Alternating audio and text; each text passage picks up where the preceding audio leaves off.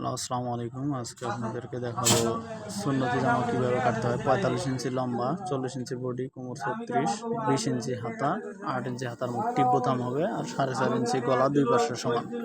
আপনারা যদি আমার চ্যানেলে নতুন হয়ে থাকেন তাহলে সাবস্ক্রাইব করবেন এবং বেল আইকন প্রেস করে অল বাটনে চাপ দিয়ে দিবেন। নতুন নতুন ভিডিও দেখার জন্য অবশ্যই সাথে থাকবেন, আর ভিডিওটি ভালো লাগলে অবশ্যই একটা লাইক দিবেন।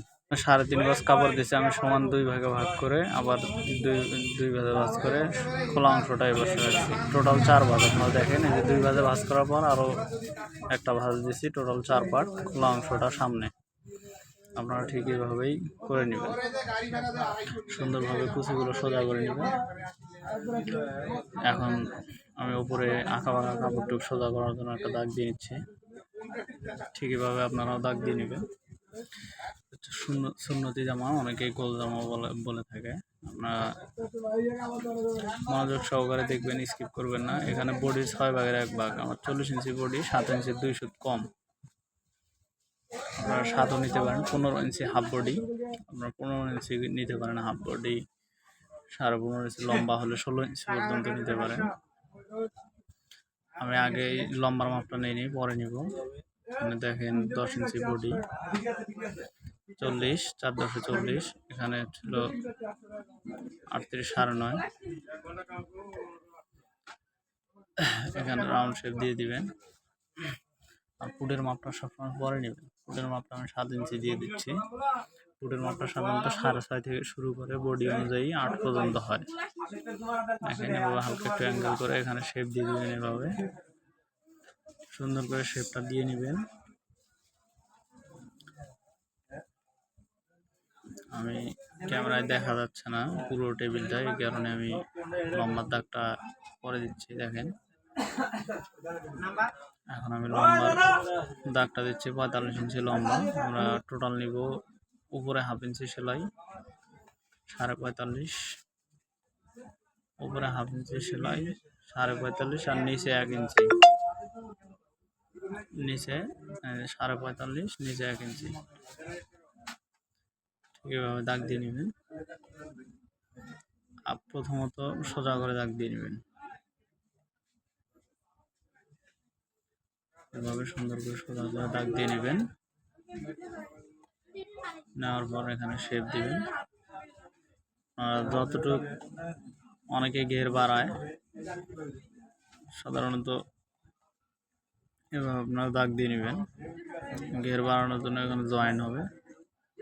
এখানে 1 ইঞ্চি সেলাইয়ের জন্য এক্সট্রা, সেটাও দাগ দিয়ে দেখাচ্ছে। দাগ দিয়ে ফেললাম। এখন এইখান থেকে আপনার সোজা লম্বা লম্বি ধরে আমি যেখানে ফিতাটা ধরছি ঠিক ওইভাবে দেখেন, এখানে যত ইঞ্চি আছে অত আস্তে আস্তে রাউন্ড হবে। দেখেন এখানে আছে 31.5। এভাবে দাগ দিয়ে নেবেন। দাগ দিয়ে নিলাম। ঠিক ওভাবে একদম কর্নারে আরো 1/2 ইঞ্চি শর্ট দিবেন, তাহলে কানি আর ঝুলবে না। একদম কানি, অনেকে জামা বানায় জামার কানি ঝুলে যায়, এখানে কানি ঝুলবে না, ঝুলে যাওয়ার কোনো সম্ভাবনাই নাই। আমি টেবিলটা তো আনুমানিক একটা দাগ দিয়ে নিচ্ছি, পরে ওখানে জয়েন্ট হবে। দাগ না দিলেও সমস্যা নেই। এখন আমি মার্ক অনুযায়ী কেটে দিব।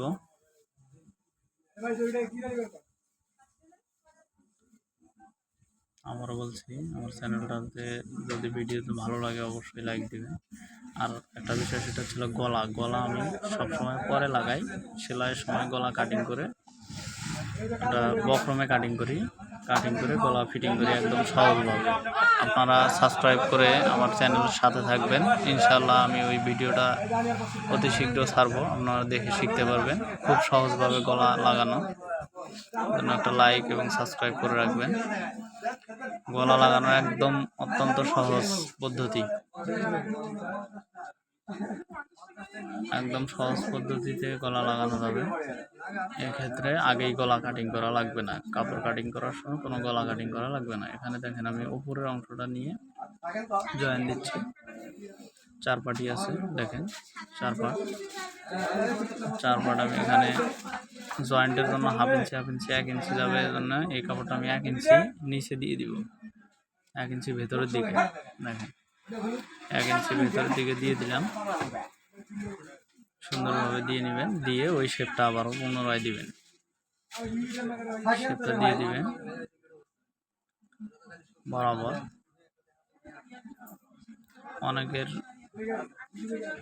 অনেক আপুদের দেখা যায় যে শেপ কাট থাকে না, তারা হাত দিয়ে সুন্দর করে দিয়ে নেবেন। আর একটা শেপ কাট নেওয়ার চেষ্টা করবেন, কারণ একটা শেপ কাটের খুব একটা দাম না, অল্প দামের মধ্যেই পাওয়া যায়। শেপ কাট নিলে সকল কাপড় খুব সুন্দরভাবে কাটিং করতে পারবেন। দেখেন আমি মার্ক করে ঠিক এভাবে কেটে দিলাম।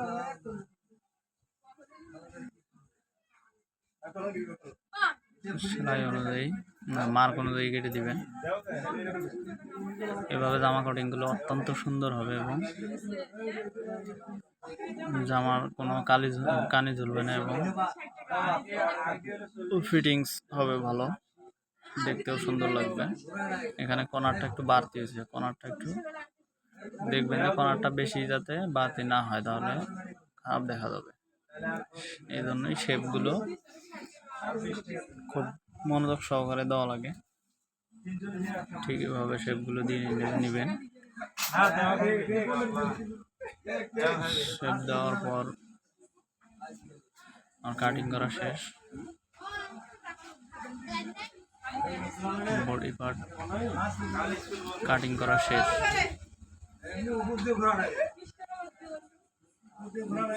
এখন হাতা কাটিং করে দেখাবো। এখানে টিকেন দিয়ে নিই মার্কের জায়গায়।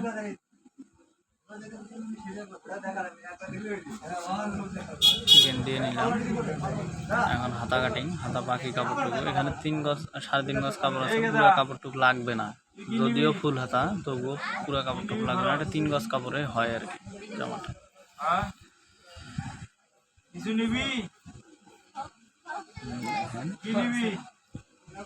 সম্পূর্ণ কাপড়টা 4 ভাঁজে ভাঁজ করলাম। আমি ভাঁজের দিকে লক্ষ্য করবেন যে কীভাবে আমি ভাঁজ করছি, ঠিক এইভাবেই ভাঁজ করবেন। নিচে কাপড় পায়ে একটা দাগ দিয়ে নিলাম। আমার হাতা আছে 20 ইঞ্চি, এখানে 3 ইঞ্চি নিচে একটা দাগ দিবেন। 20 ইঞ্চি টোটাল নিতে হবে, 21.5 ইঞ্চি, উপরে হাফ ইঞ্চি, নিচে হচ্ছিল 1 ইঞ্চি, 1.5 ইঞ্চি বাতি নিতে হবে, টোটাল 21.5 ইঞ্চি আমি দাগ দিয়ে নিলাম। আর হাতার মুখ আছে 10 ইঞ্চি, 3 ইঞ্চিতে দাগ আগে দিয়ে নিয়েছিলাম। ঠিক এভাবে দাগ দিয়ে নেবেন হাতা। অনেকে 3/4 হাতাও দেয়, 3/4 হাতা দিলে আপনারা সেভাবে কেটে নেবেন। সেমভাবেই মাপটা একটু কম বেশি হবে। এখানে হাতার মুখ আমার 8 আছে, আমি 4-এ দাগ দিলাম। এখানে 1 ইঞ্চি সেলাইয়ের জন্য বাড়তি নিলাম। আর এখানে আমি যেহেতু হাতাটায় টিপ বোতাম হবে, সেখানে 3.5 ইঞ্চি উপরে মানে ফাড়াটার দাগ। এখানে নেবেন 10 ইঞ্চি, উজু টুজু করতে পারে, অনেকে নামাজ পড়ে, এটাও নামাজি লোক। এভাবে বাড়তি সেলাইয়ের জন্য ওইটা দাগ দিলাম, বাড়তি কাপড়টুক 1 ইঞ্চি। ঠিক এভাবে আপনারা দাগ দিয়ে নেবেন, সুন্দর করে দাগ দিয়ে নেবেন। আর এখানে আরমোলের শেপটা খুব ভালোভাবে দেবেন। আর বডিতে যতটুকু 7 ইঞ্চি আরমোল নামাইছি, এখানেও 7 ইঞ্চি, 8 ইঞ্চি নিতে পারেন। দেখেন আমার কাটিং করা অলরেডি শেষের দিকে।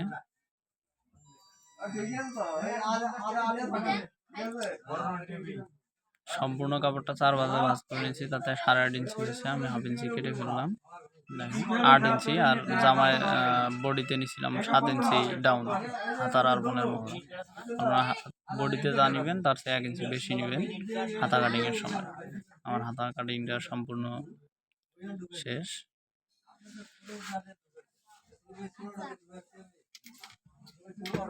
3.5 ইঞ্চি ঠিক আছে।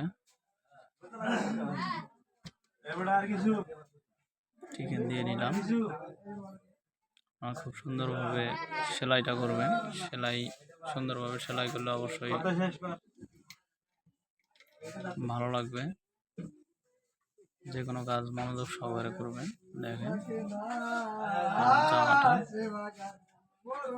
দেখাচ্ছি, ফুল জামাটা অনেক সুন্দর লাগবে। আর ভিডিওটা দেখার জন্য ধন্যবাদ।